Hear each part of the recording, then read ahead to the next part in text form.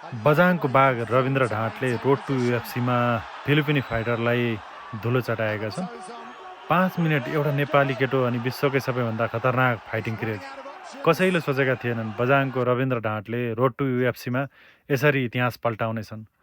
रविन्द्रले फिलिपिन्सका heavyweight फाइटरलाई दोस्रो राउन्डमै टिकेओ अर्थात् technical knockout गरेर संसारलाई स्तब्ध बनाइदिए।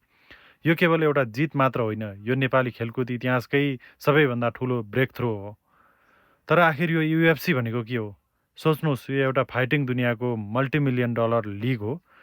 संसारका सबैभन्दा महँगा स्पोन्सरसिप र ग्लोबल कन्ट्र्याक्ट यहीँ हुन्छन्। रविन्द्र अब यो अर्बौँको साम्राज्यमा छिर्न मात्र 2 कदम टाढा छन्। गाउँको माटोबाट उठेर विश्वकै महँगो प्रोफेसनल करियरतर्फ लम्केका रविन्द्रको यो यात्राले प्रष्ट पार्छ सच्चा प्रतिभाको मार्केट भ्यालु र आरओआई रिटर्न अन इन्भेस्टमेन्ट सधैँ कडा हुन्छ। के रविन्द्रले इतिहासकै पहिलो युएफसी कन्ट्र्याक्ट नेपालभित्र आउलान्?